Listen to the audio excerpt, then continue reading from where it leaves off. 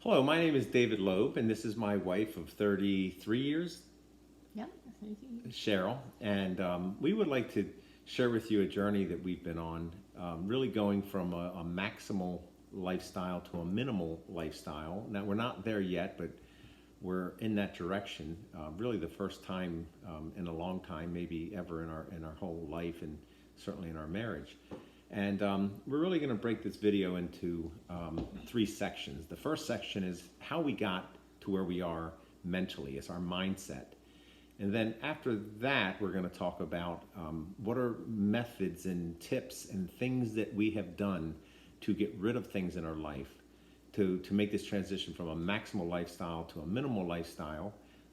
And there's a lot of downsizing, right? When you think about being a minimalist, you always have to downsize. So we might use those terms interchangeably, downsizing and a more minimalist lifestyle. And then how do we maintain? Because it's an ongoing battle. It doesn't end. It's not a destination, if you will. So we're maybe a year into it, although we really started several years back when we realized that this house was too big for us. We're going to be moving from this house that's up for sale, which is close to an 8,000 square foot home, to a much smaller house, maybe 1,500 square foot. So I'm not sure what the exact percentage is, but it's significantly smaller. So we do know that we have to get rid of a lot, and we have known this for quite some time. So at one point, this house had two kids, husband, wife, and a mother-in-law. So we went from five people to two. Our kids, Ben and Sarah, are very responsible, mature, fully functioning, independent adults, and they're out of the house. And then Cheryl's mother lived with us for 5 years, and she passed away last year. So it's just the two of us in a too big of a house. So with that in mind, we realized that we had to get rid of things, and we've known this for a while. So we did lots of things on Craigslist. We had riding lawnmowers, which I'd never really used but once or twice. We have a lawn guy that does a great job, better than I could ever do. And we had a go-kart that we bought at a yard sale. It was such a good deal, I couldn't pass it up. But they're very big and bulky, and they just, when you have a bigger house, you just says, well, I'll just take it. It's a good price. You never know when I might need it. Yeah, so the garage became full to the point where I said, well, let's build a garage annex, or let's put a shed out there, or maybe two sheds. It's like, stop the madness. Let's maybe get rid of things. So that started us purging. Instead of things coming in, we made a concerted effort to get things out. And it's a discipline. And so what we did is went on Craigslist. I love Craigslist. It's a great way of connecting two people for free. A person with an excess or something that they don't want, somebody who needs it. So Craigslist puts us together, and we got rid of a lot of things. And it's not so much making money, although you can. It's really getting rid of it and having it to someone who could use it, who's in a different space in their life, a different place as far as kids and their age. So with that in mind, we went through a lot of changes mentally to get to where we are. And it's a lot of stress. I'll just say that up front. When you go to, I'll just keep it because I might need it, you end up packing closets and shelves and cabinets and drawers, because you never know when you might need it. And so the reverse that is a matter of getting rid of things. And we have probably made 100 trips to Goodwill, 30 trips to the junkyard. We filled bins with trash. We want to get rid of things responsibly. We just didn't want to throw out things that someone else could use. So of course we did all the recycling of paper and cardboard, but lots of trips to Goodwill. And certain times you just have to throw it out and take it to the dump. So that's sort of like the backdrop of where we are today. But Cheryl, what's benefit is there when you think about downsizing or having a more minimalist lifestyle? What is the advantage that you see in getting rid of stuff? So, well, particularly for us, because this house is no longer really cost effective for us to live here, just the two of us. Mm-hmm.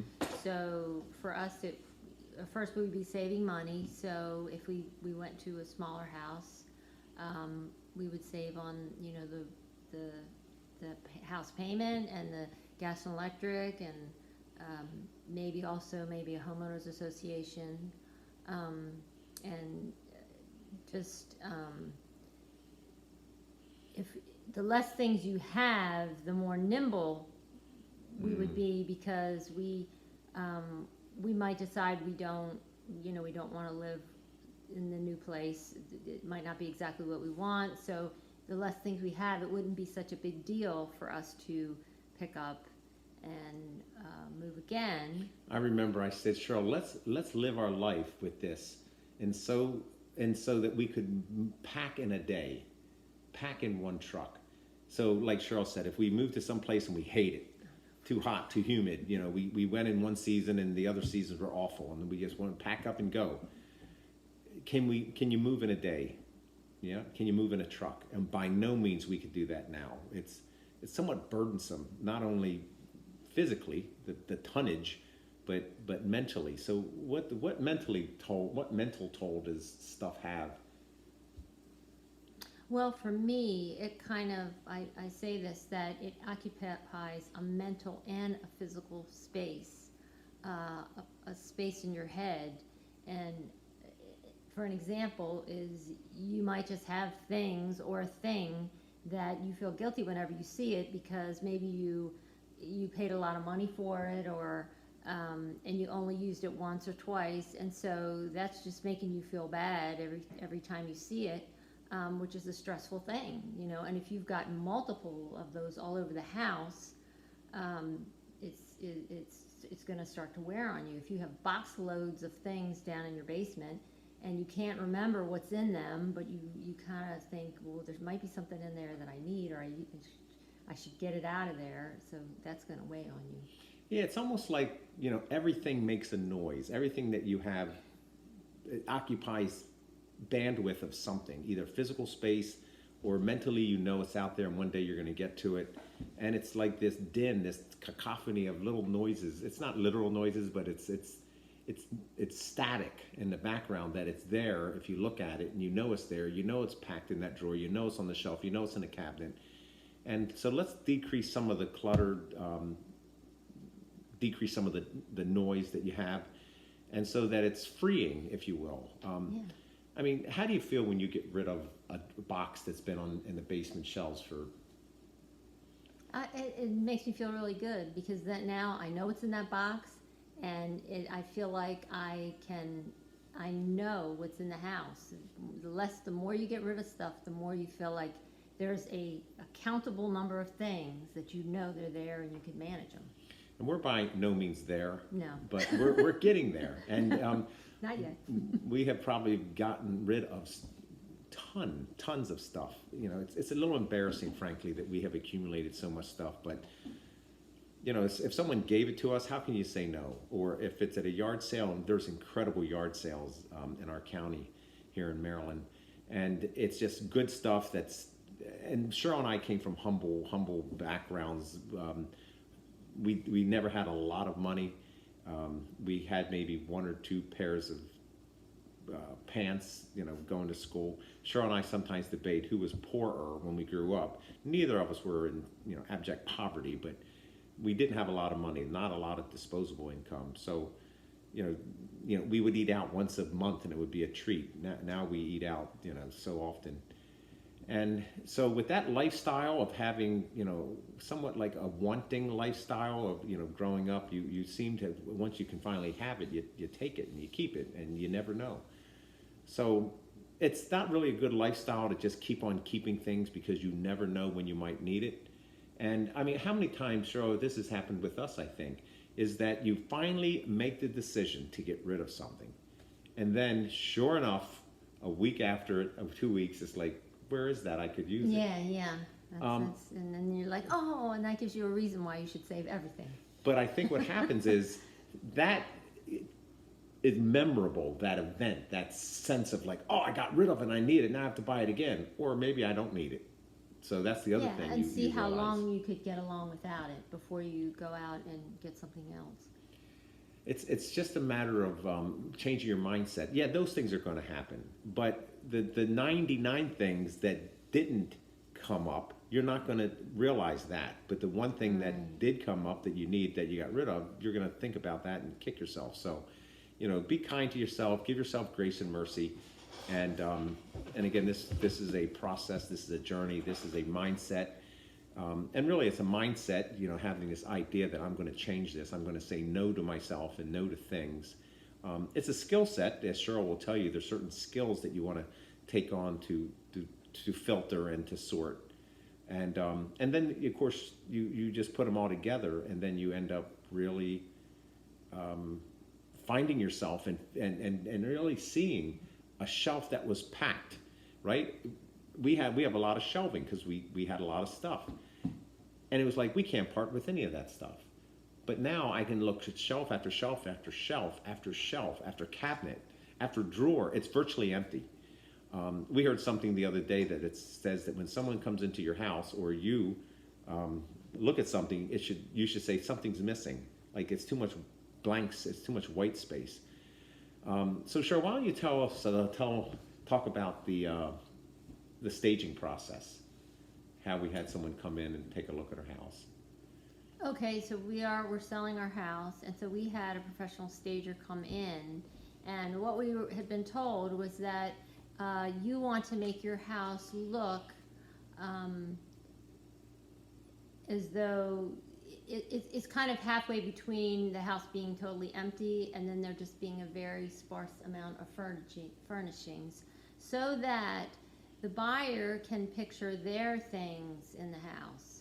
So they're not distracted by looking at all your things or getting the feeling that they're in somebody else's house and they need to get out quickly, but that they can stay in there a little while, and the longer they're in there, maybe they'll get a sense of how their stuff would fit and that they might be interested in buying your house. So was it unsettling for her to gut our house?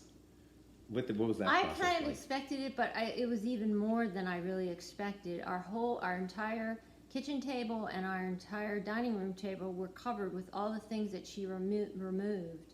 And like Dave was saying, it looked as though there were things, like there's not enough decoration here because it's very sparsely decorated. But at the same time, that's a person could see where their stuff would fit by us doing that.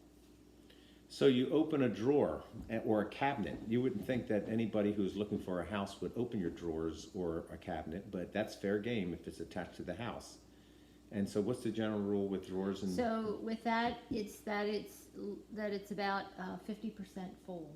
So they can see them growing into it. Right, and so that it doesn't look like every little space is packed, so that we have a lot of space in this house. So we could fill every little nook and cranny of it, but so that they can see that they do have plenty of space to store things here. So it doesn't look like there's no space because it's all packed up. So with that what Cheryl just described, that means that there's no miscellaneous drawer. There's no catch-all category. There's no sweeping things under the rug or shoving things in a closet. And again, it has to go. It has to go.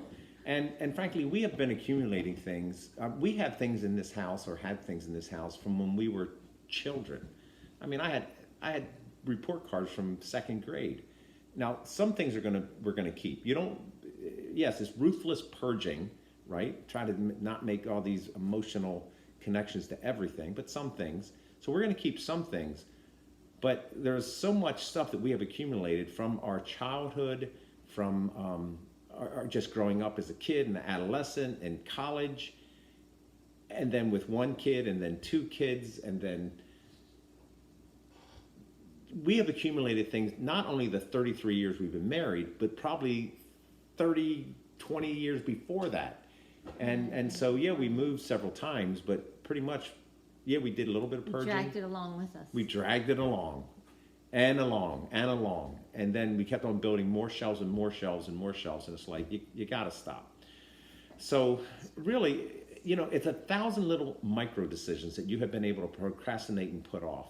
Whether it's a piece of paper, or whether it's a document or a thing or a tool or a screwdriver, the list goes on and on and on. A mug, a plate, there's 1,000 reasons to keep something, and there's 1,000 reasons to get rid of something. You can make a case either way, but if you have this mission, this vision that you're going to really downsize to become more nimble, to make life a little simpler, less noise, to be able to move in a couple of days, not months, you just have to err on the side of we're getting rid of it. But again, I just want to emphasize it's not getting rid of everything, because certain things should be kept. And Cheryl's going to go over the process of what you keep and what you get rid of in the tips of downsizing. And I just wanted to also add on to that to say another benefit of getting rid of all those things is that eventually your children or somebody is going to come after you, and they're going to have to deal with all your stuff at some point when you die. So the less stuff you have, the less your kids are going to have to deal with. Right. Yes. We, Cheryl and I both lost both of our parents, and we had the responsibility, along with our siblings, to get rid of the whole contents of a house. And it was, again, dumpsters full, and lots of trips to Goodwill and lots of Craigslist and eBay listings. So that's fresh in our mind that we don't want our kids to have to experience that. So let's purge now. And so, Cheryl, how do you go about purging? What's the process? Do we just get a dumpster and ruthlessly throw everything away, or what is the? So I think, like, when we were talking about our goals, it's important to remember what your goals are, because once you start doing it, it's going to help you have the motivation to keep going. And if it's possible, like for us, we thought about the price range that we could afford the next house that we could go into, and so we actually looked at a couple houses that were in our price range, and that really makes it very real of what you're going to be going into and how much actual space you're going to have, if you're going to have a basement, or if you're going to have any type of storage, how big the closets are going to be. That really makes it a reality for you, so that you can start there knowing, okay, like for us, what we actually looked at a house, and we found that it's going to be, we're going to have to get rid of a lot of stuff. How many square feet was it? I think it was 1,300 actually. 1,300 square feet with no garage and no basement. Yeah. And that really, we had, it was an eye-opener, a real epiphany, like and that's really what we thought we were going to get. It ended up, for now, not looking like it's going to happen. We're recording this, and we're in the process of the COVID-19, and so everything got put on hold. But the fact is that it was an eye-opener for us, in that we said, if this is the place we're going, and you have to really have that mindset. We didn't even have a signed contract or a lease or an agreement. It was like, we looked at it, the landlord was interested, there was nothing definite, but sometime in the future she's going to put it, change tenants. And that changed us. And what, like Cheryl was saying, it was 1/5 the size, 1/6 the size, or whatever it was, and we knew that we had to change it from this idea of let's try to minimize and purge to no. We don't even know what we're talking about. We have got to take it to another level we can't even see right now of getting rid of things. And it was difficult. I know that I've said it before, this is somewhat stressful, but once you have this mental, you come to this decision that I'm not going to do this. I am not going to carry it with me from house to house, to house, all the weight and all the trouble and all the transportation to something that we may never ever use. So how do we strip it back? How do we trim it down from 10 to 1? And that's pretty much the ratio I think we're really dealing with.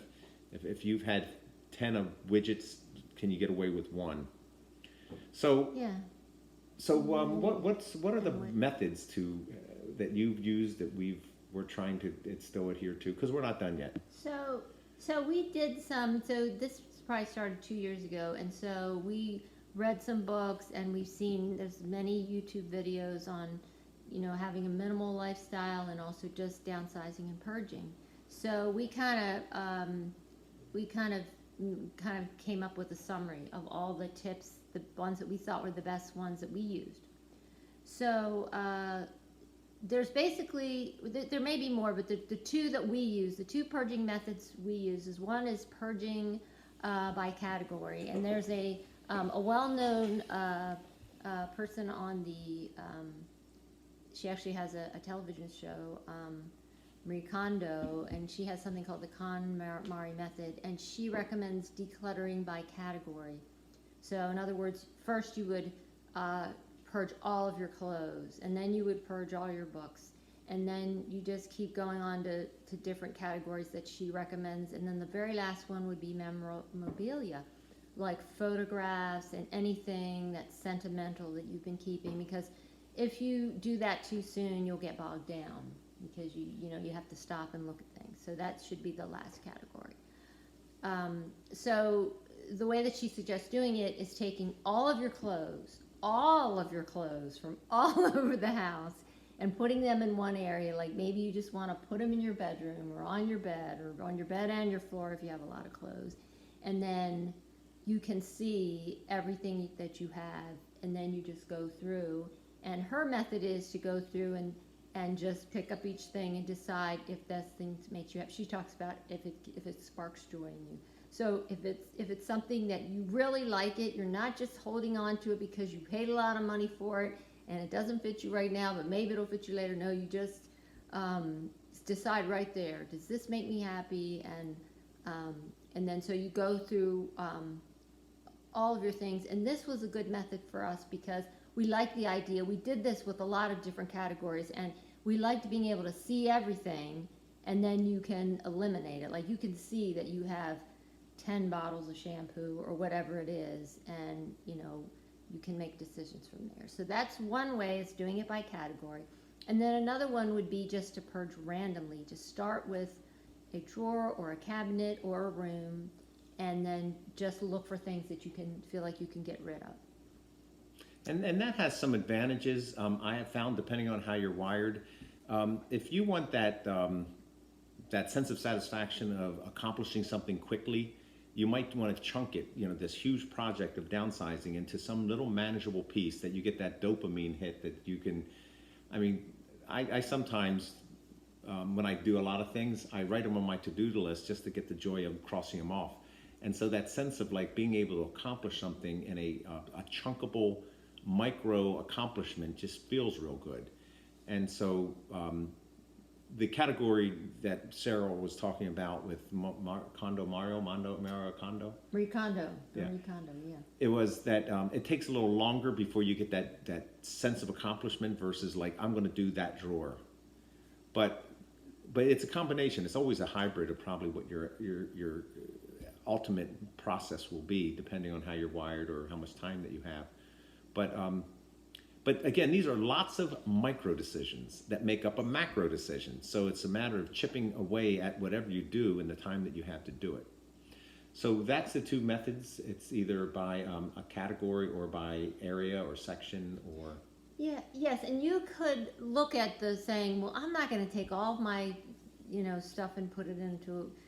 I don't have time to do that. So like Dave was saying, you might have just 5 minutes.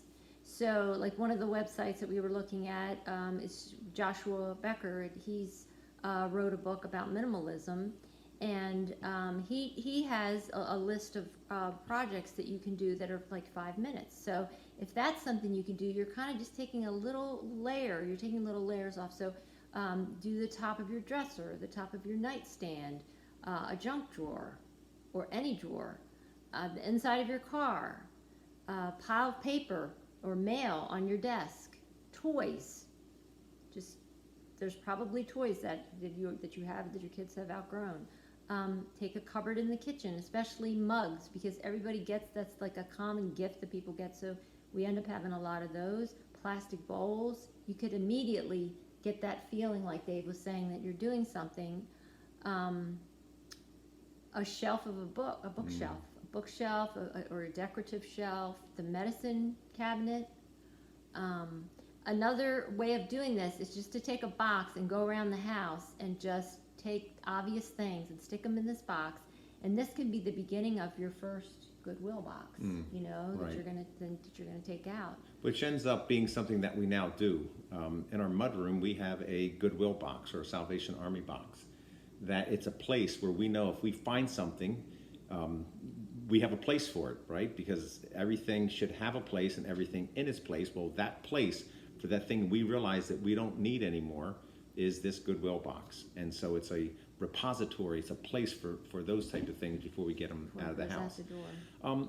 One note about sentimental things, like everything has a story. Everything might have it triggers a memory, and you almost feel like you're betraying a friend or a family member when you get rid of certain things. But yet you got to get rid of them, or you should get rid of them, because if you can always make an exception for everything, right? I said there's 1,000 reasons to keep everything, and so what you could do is take a picture of it. And then there's also the school of thought is that you thank the item for its service, and then you release it. And that's sort of like a ceremonial cleansing of releasing something that somehow has some emotional ties to you, but take a picture of it, right? There's incredible photography. If you have an iPhone, you're a photographer, and you can upload it to Google Photos, and they have unlimited free storage of all photos. So it's not like, you're now cluttering your photo bank. You can offload it into the cloud and have these pictures where you're mementos and sentimental things that you can reminisce about, and you can look at photos, and the clarity is incredible. You haven't lost it; it's still there. Yeah. I remember I did some ceramic pieces when I was in college, and they're very big and heavy and bulky, and it was like something that I enjoyed doing, and I kept it, and I've kept it for. This isn't marriage. This is high school, so needless to say, it's been around a long time. But it was time to throw it away. Took a picture, tossed it. So did we do any ceremonial? We love you. We sad to see you go. We I don't release you. remember that. No, we didn't. It was just ready. I was ready. And sometimes you have good moods and bad moods. Sometimes when you're in the mood to just purge, just start purging. But remember, take a photo of something that you think you're really going to regret never seeing again. And that way it's kind of preserved in at least in a two-dimensional way. Anything else, Cheryl, as far as either 5-minute mini projects or the process of purging or getting rid of things and the two methods you talked about? I think any little thing, because you'll find what your things are after a while. You can use the things that we said to kind of jumpstart you, but you'll figure out, oh, that drawer, I've got to get that drawer, and you could even make a list, and then when you have time, dump out the drawer or whatever into a box, and then the drawer is empty, and then just start going through the box as you have a chance. And I found that's a quick way. Yes, and having those little things like a drawer, so you do one drawer, and then you do another drawer, and then like, hey, why don't we look under the bed? Yeah, it keeps you moving. It gives you, and you get more confidence as you go along. Yes, that, and you're able to do it. It is a skill set where you build confidence. Like, hey, I made 100 little decisions, and I got rid of 100 little things that I never saw before and never needed before. So you do kind of get into this groove, this momentum. And I guess the opposite of is, the inertia of accumulating things is just shoving it away for a later decision.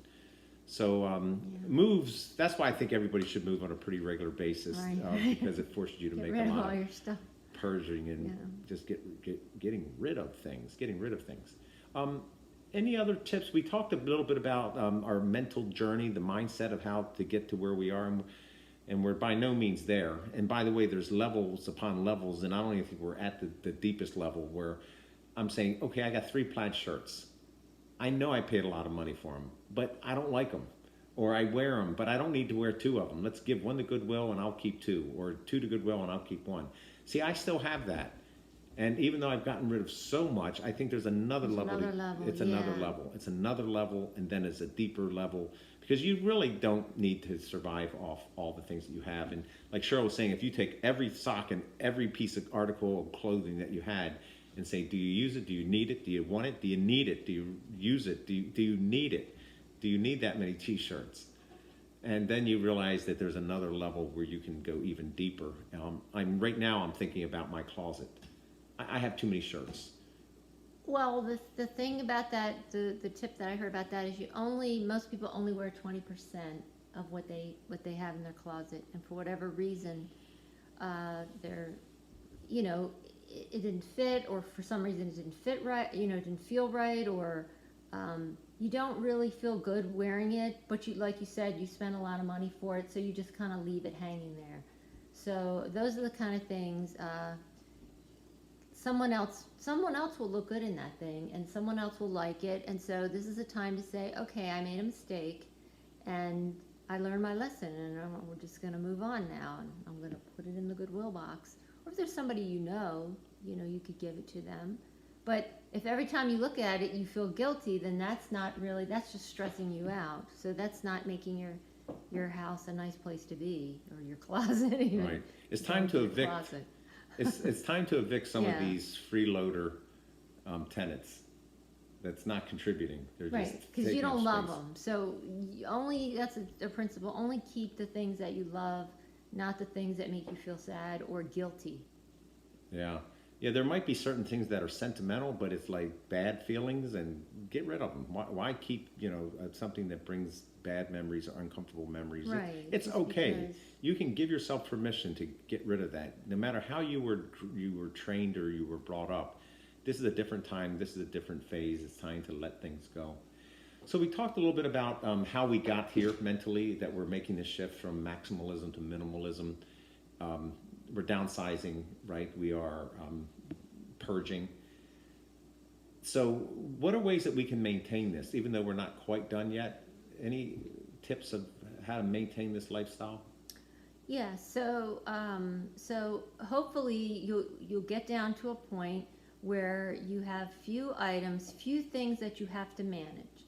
So you're not going to have to do as much cleaning. It's going to save you time. So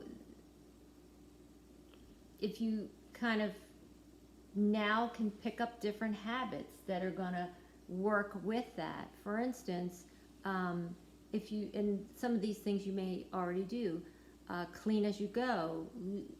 Don't leave that for one big time, but for instance, when you're after you eat, either wash the dishes or put them in the dishwasher.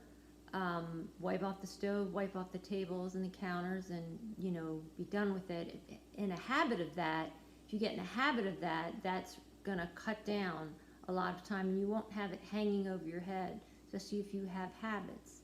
That's why I like getting the mail the day after the recycle comes, because you take it from the mailbox directly into the recycling bin, and then you take the recycling bin back to the house. I mean, that's the epitome of what Cheryl was saying, that do it right there. Get into the habit of trash. Get rid of the mail right away, the flyers and the ads that you don't need, and then have a place for the ones that you do need in your Right. house, your bills, etc. Definitely have a home for them. My father would say everything, I said it earlier, everything has a place and everything in its place. And if you have too many things, then you don't have enough places, right? Or the place gets buried and there's layers upon layers, so you really don't have that thing. It's covered. So that's why you really want to be able to see things, and if you do have a place for everything, then everything finds their home, and you can find it. You can archive it and you can retrieve it more easily.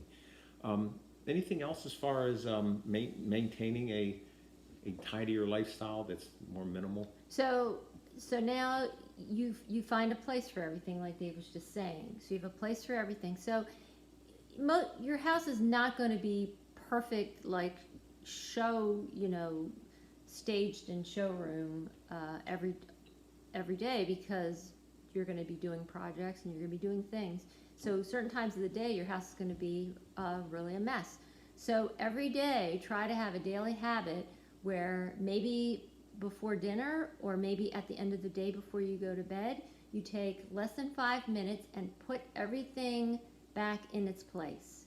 So that's why it's important for it to have a place, so that you can put it back in that place. And when you do that, it will bring a sense of calm and order that will have the same, effect. We were talking about getting rid of your stuff, that will decrease your stress. Mm-hmm. And just be a pleasant place to be, and a pleasant place for your eyes to rest upon. It's almost like before you go to bed, put your house to bed. What about when you wake up and making the bed? Do you think that's also part of this? Yes, because if you can, it doesn't have to be perfect. Pull the covers up, but just make your room quickly less than 5 minutes, because if you think it's going to take you a long time, you won't want to do it. So think to yourself, this is going to be less than 5 minutes, and if it's 5 minutes, it's gone, then you just leave. But make it so that it's orderly, so when you come back at the end of the day and it's time to go to bed, that you can have this sense of calm and peace, and my house is in order. Right. It's also freeing to know that you've given something away and that someone else is enjoying it, like you enjoyed it maybe years and years ago, or maybe they're enjoying it like you thought you would enjoy it, but it never brought you the joy, because that's the way material possessions often are. So it can feel good about you're doing something good for someone if you give it to Goodwill, or a family member, or a friend, or a neighbor. You know, it's interesting, like when you give away something, when you purge, I have a neighbor who is not purging. You know, he's not moving. So like I'm giving him a lot of stuff and he's using it.